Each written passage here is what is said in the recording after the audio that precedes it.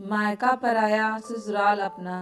माँ अक्सर कहा करती थी, मायका माँ से ही होता है और जब तक भाई हैं तब तक मान है। हमारे यहाँ जैसे जैसे बेटियाँ बड़ी होती हैं उन्हें अक्सर यह नसीहत मिलती रहती है कि ऐसे ना करो, वैसा ना करो, सलीके से रहो, सिर पर दुपट्टा डालो इत्यादि।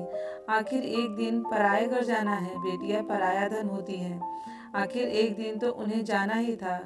ट्रेन से वंदना मायके जा रही थी और कब उसके मस्तिष्क में ये सारी बातें बार बार आकर परेशान कर रही थी। जीजी बुआ आ गई।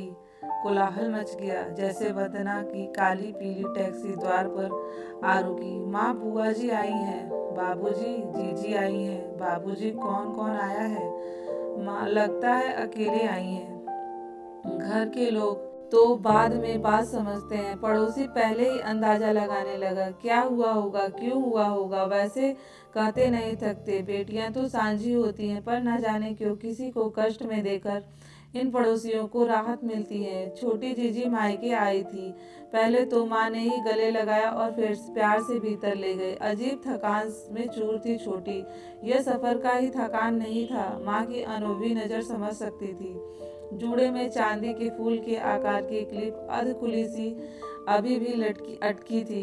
काली सफेद बूटियों वाली शॉल बेतरतीबी से ओढ़ी हुई थी। बिखरे हुए बाल, साड़ी की सिलवटें कुछ कह रही थी।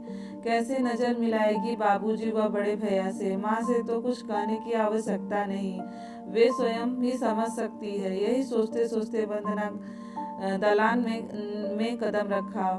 वहां से माँ सीधे रसोई घर में ले गई। गर्म चाय की प्याली उसके हाथ में थमा बोली, क्यों छोटी, ऐसा क्या हुआ जो अचानक बिना इतला किए हुए आना हुआ? सब ठीक तो है ना? ना कोई खत ना तार।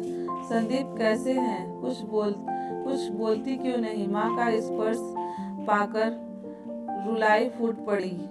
थोड़ा सहियत हो। गर्म चाय की घूंट भरने लगी। थोड़ी राहत महसूस हुई। माँ ने मटरी और तस्करी एक और सरकाते हुए कहा, बेटा सच सच बता, तेरे बाबूजी का तो पता है ना, तूफान मचा देंगे कुछ ऐसा वैसा सुने तो।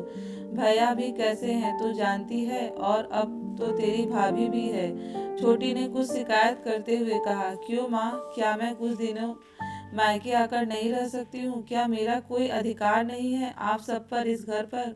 माँ, क्यों नहीं रह सकती? तेरा तेरा अपना घर है, तू जब मर्जी आ जा सकती है, पर तू अपना हमारा खून है, तेरी चिंता हमें है, इसी से पूछे बिना नहीं रहा जा रहा। सब ठीक है। वंदना की आंखें भर आई। माँ, कभी कभी जीवन जीते हुए बहुत कुछ हो जाता है पति पत्नी के बीच। आज समझ सकती हूँ, साथ रहते, हंसते, रोते, रूठते, मानुअल होता, हर खुशी में भागीदारी होती, हर दुख का साझा होता, हर इच्छा साझी होती। पर माँ, कभी कभी कुछ ऐसा हो जाता जो अचंभे होता है और बहुत मुश्किल होता है उसे झेलना। नहीं, अब इतना नहीं कह सकती। उस वक्त बहुत तुम्हारी बेटी कमजोर हो गई और झेल नहीं पाई। तुम परेशान ना हो, कुछ दिनों में लौट जाऊंगी। आज भी याद है, वह बड़ी दीदी मायके आती थी तो घर में कोलाहल मच जाता था और बाबूजी इनकी पैनी नजरों से नहीं बच पाती थी। बस एक आधा दिन ही बड़े भैया होकर कोई बहाना नहीं, उन्हें वापस छोड़ आने पर प्रबंध। क्या मैं समझती नहीं? बाबूजी मुझे ज्यादा दिन रहने नहीं देंगे। बाबूजी कहते हैं ब्याह कर दिया बस, अब संभालो अपनी अपनी गृहस्थी, जहाँ हो बस खुश रहो। आखिर कब तक बैठा रहेगा यह बूढ़ा बाप? बड़े को तो अपनी गृहस्थी संभालनी है, आखिर कब तक बहनों का बोझ उठाएगा? भैया आए थे स्टेशन छोड़ने, गाड़ी में बैठी तो आंखें भीग गई। लगा उसकी ससुराल से कहीं ज्यादा पराया आज उनका मायका है। आज वंदना को लग रहा है बस ससुराल ही है अपना घर। यही सब कुछ था जो अपने थे, वो तो कब के पराये हो गए थे। तो दोस्तों, आज की आपको कहानी कैसी लगी? इस कहानी पे आपकी क्या राय है? कमेंट बॉक्स में जरूर से कमेंट करें। वीडियो पसंद आए तो लाइक और शेयर करें। चैनल पे नए हैं तो सब्सक्राइब करके जाएं।